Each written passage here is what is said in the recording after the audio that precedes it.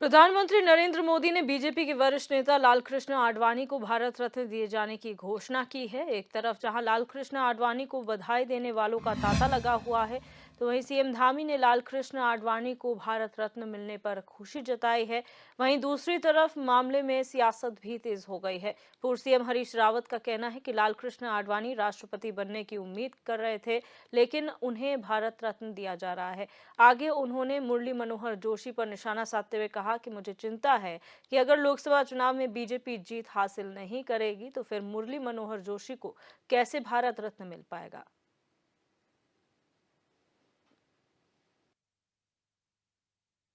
आडवाणी जी को भारत रत्न मिला है। उनकी पूरे जीवन की सेवाएं रही हैं।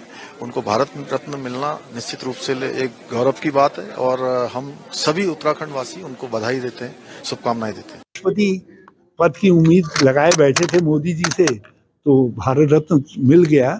लेकिन मुझको तो अपने पंडित जी की चिंता है, मुरली मनोहर जोशी जी की। अगले साल तो इनकी सरकार आएगी नहीं, तो इस साल उनके साथ साथ मुरली मनोहर जोशी जी को भी दे देते तो अच्छी बात थी। केवल एक बात जानते हैं कि यूनिफॉर्म सिविल कोड के बजाय जो है वो उत्तराखंड सिविल कोड हो गया है, क्योंकि केवल उत्तराखंड से संबंधित है। यदि यूनिफॉर्म सिविल कोड लाना है तो आप दिल्ली में लाइए, केंद्र सरकार लाए, अमित शाह जी और मोदी जी लेकर के आए। जिन सवाल उनसे जो उठ रहे हैं, उन सवालों से बचने के लिए वो जो है बेगानी शादी में धामी दीवाने हो रहे हैं।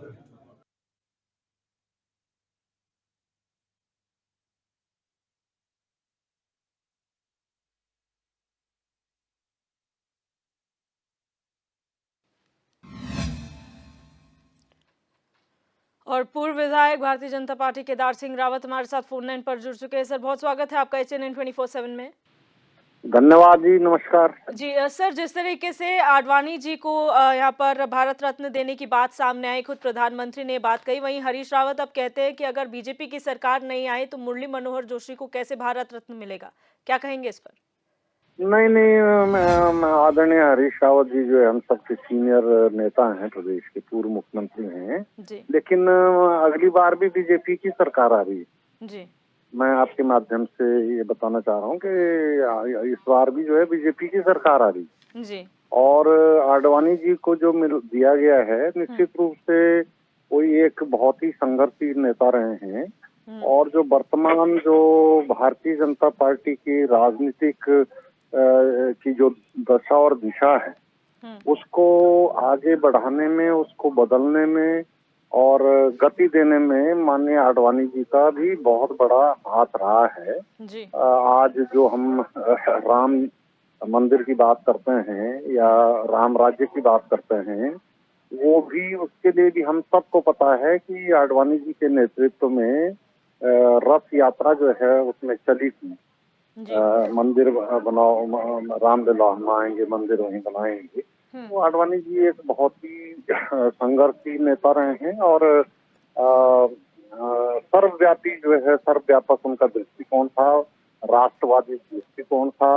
वो भारत माता के सेवक के रूप में जो है उन्होंने राजनीतिक अपना जो पारी है वो बहुत ही मजबूती के साथ खेली थी। तो निश्चित रूप से ऐसी शख्सियतों को, ऐसे व्यक्तित्वों को अगर भारत रत्न जैसे सर्वोच्च सम्मान से अगर नवाजा जा रहा है, दिलाया जा रहा है, तो वो एक अच्छी बात है और देश के लिए, राष्ट्र के लिए अच्छा काम करने वालों को, अच्छा नेतृत्व करने वालों के लिए प्रेरणा भी बन जाए। बिल्कुल सर, आप बने रहे हमारे साथ मनोज रावत जी, पूर्व विधायक कांग्रेस, भी फोन लाइन पर जुड़ चुके हैं। सर, बहुत स्वागत है आपका HNN 24/7 में।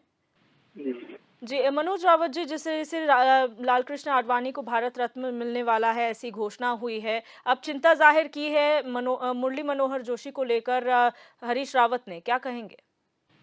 देखिए, आडवाणी जी का जो राजनीतिक जीवन है और उनका अलग अलग क्षमताओं में जो उनका योगदान देश के लिए है, वो इस लायक तो बनाता है और उम्र के इस पड़ाव पर, जबकि वो जिन राजनीतिक पदों के लिए वो योग्य थे उनसे उनको नकारा गया, तो एक भारत रत्न देना उनको एक बहुत एक पारितोषिक है ही, उसके लिए वो योग्य थे।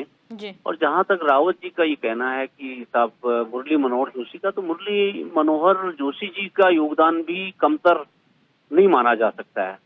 उत्तराखंड मूल के मुरली मनोहर जोशी जी। एक बौद्धिक व्यक्ति थे, और जो उन्होंने ह्यूमन रिसोर्स मिनिस्ट्री, जो मानव जी। संसाधन विकास मंत्रालय है, जिसको अब उच्च शिक्षा मंत्रालय कर दिया है, और उनके नेतृत्व में जो देश भर में यूनिवर्सिटीज को और जो लेबोरेटरीज हैं साइंस की हमारी, जैसे यहाँ पर पेट्रोलियम, हमारा इंस्टीट्यूट ऑफ पेट्रोलियम ये देहरादून में है जी। इनका जो पुनरुद्धार किया उन्होंने, और इनको जो उच्चतम आयामों तक पहुंचाया, उनके योगदान को भूला नहीं जा सकता। और देखिए, राजनीतिक योगदान की तो हम चर्चा नहीं करेंगे, लेकिन राष्ट्र निर्माण में मंत्री के रूप में एक उनका व्यक्तित्व, विराट व्यक्ति, इलाहाबाद यूनिवर्सिटी के प्रोफेसर रहे हैं फिजिक्स के, तो एक जो वैज्ञानिक सोच को उन्होंने आगे बढ़ाया। जी। और फिर उत्तराखंड के बेटे हैं, कौन उत्तराखंडी नहीं चाहेगा कि मुरली मनोहर जोशी जी को भी इस सम्मान से नवाजा जाए। तो हमारा तो ये कहना था कि जब भारत रत्न देने की इन्होंने मतलब श्रृंखला लगाई दी है, 1 2 3, तो तीसरे भी हो जाते, मुरली मनोहर जोशी भी साल हो जाते, लेकिन वो दरअसल राजनीतिक खांचे में वो फिट नहीं बैठ पा रहे हैं। जी। जो लाभ मोदी जी को भारत रत्न देने से राजनीतिक लाभ, इस बार तो चुनाव के साल में जो भारत रत्न मिल रहा है, वो राजनीतिक लाभ गुणाभाग को देखते हुए ये बीजेपी के असंतुष्टों को, जो आडवाणी जी को भारत रत्न देकर के बीजेपी के असंतुष्टों को साधने का काम हो रहा है, वो मुझे लग रहा है कि हमारे मुरली मनोहर जोशी जी की मारक क्षमता उतनी नहीं रह गई है, वरना उनको भी इसी बार 2 को मिल गया था, तीसरे को भी मिल जाता। अभी हो सकता है 26 जनवरी यहाँ पर हरीश रावत जी कहते हैं कि बीजेपी नहीं आने वाली है, और अगर बीजेपी नहीं आई तो फिर कैसे मिलेगा? अगर कांग्रेस भी मान लीजिए अगर आ जाती है, तो क्या आप लोग नहीं देंगे भारत रत्न? देखिए, हम तो इंतजार इस चीज की कर रहे हैं, 26 जनवरी तक अभी दर्जन भर लोगों को भारत रत्न मिल जाए। जी। देखिए, जिन जिन समुदायों को साधना होगा, जिन जिन इक्वेशन को फिट पॉलिटिकल करना होगा, ये लोकसभा चुनावों को देखते हुए भारत रत्न दिए जा रहे हैं, है ना। इतनी संख्या में कभी नहीं दिए जाते थे। अभी क्या हम तो ये आशा कर रहे हैं कि मुरली मनोहर जोशी जी की भी घोषणा हो जाएगी, और किसी की भी हो सकती है जी। दक्षिण से 1 2 लोगों की हो सकती है ना। तो अगले चुनाव तो रावत जी अनुभवी हैं हम सब में, और वो देश की परिस्थितियों को समझ रहे होंगे। लेकिन मैं तो इस समय ही मान रहा हूँ कि अभी भी आशा है, 26 जनवरी तक काफी दिन है। जोशी साहब को हो सकता है मिलना चाहिए, तिवारी साहब को भी मिल सकता था, है ना, बहुत लोग हैं जी। केदार सिंह रावत जी, ये पॉलिटिकल एजेंडा है, चुनावी एजेंडा है कि इतने लोगों को भारत रत्न दिया जा रहा है, मनोज रावत जी कह रहे हैं, तो क्या अभी और लिस्ट आनी बाकी है, या फिर आप लोग मुरली मनोहर जोशी को उतना समझ नहीं पा रहे पॉलिटिकली कि उनको अभी मिलना चाहिए? नहीं, देखिए, मुरली मनोहर जोशी जी के लिए न तो किसी ने मांग की थी, ना ऐसा नहीं कि वो विचारणीय सूची में थे और उनको जो है रख दिया गया। अब जो ये बात उठ रही है, तो आगे तो देखिए, क्योंकि ये तो पुरस्कार है, और पुरस्कार के लिए जो जो लोग जो है उसमें वो रखेंगे, योग्यता रखेंगे, मानकों को पूरा करेंगे, या उस तरह की जो है प्रतिभाएं होंगी, तो उनको निश्चित रूप से आगे भी सम्मानित किया जाता रहेगा। भारत रत्न आगे भी मिलते रहेंगे, ऐसा तो नहीं है कि भारत रत्न यहीं पे खत्म कर दिया जाए। अब जहाँ तक राजनीतिक उसकी बात है, तो राजनीतिक एजेंडा तो जो राज सत्ता है वो राजनीति से ही चलती है, क्योंकि वो किसी सामाजिक कार्यक्रम से या अन्य कार्यक्रमों से नहीं चलती। जो राज सत्ता है, क्योंकि ये सत्ता है, और राज सत्ता जो है लोकतंत्र की जो प्रणाली है हमारे देश में, वो राजतंत्र जो है, राजतंत्र मतलब नीति तो है ही, भले वो लोकतंत्र के माध्यम से है। तो जो लोकतंत्र के माध्यम से राज सत्ता को प्राप्त करेंगे, वही लोग निर्णय करते हैं कि भाई कौन किसको कैसे जो है ये सम्मान, राष्ट्रीय सम्मान जो है दिए जाएं। तो ये तो विचारणीय विषय है। हाँ, मुरली मनोहर जोशी जी भी हमारे उत्तराखंड के बहुत वरिष्ठ नेताओं में से हैं, उत्तराखंड मूल के हैं, और वो विद्वान भी हैं।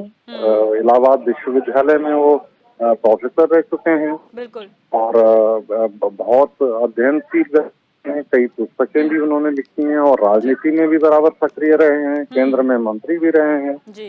तो ऐसा नहीं है कि वो अयोग्य हैं, लेकिन हाँ, समय पर आगे आने वाले समय पे जो है ऐसे कई प्रतिभाओं को जो है वो सम्मानित किया जा सकता है, बिल्कुल। जो भी मानकों में खरी उतरेंगे। केदार सिंह रावत जी, आपका भी और मनोज रावत जी, आप दोनों का बहुत शुक्रिया हमारे साथ जुड़ने के लिए और अपनी बात रखने के लिए।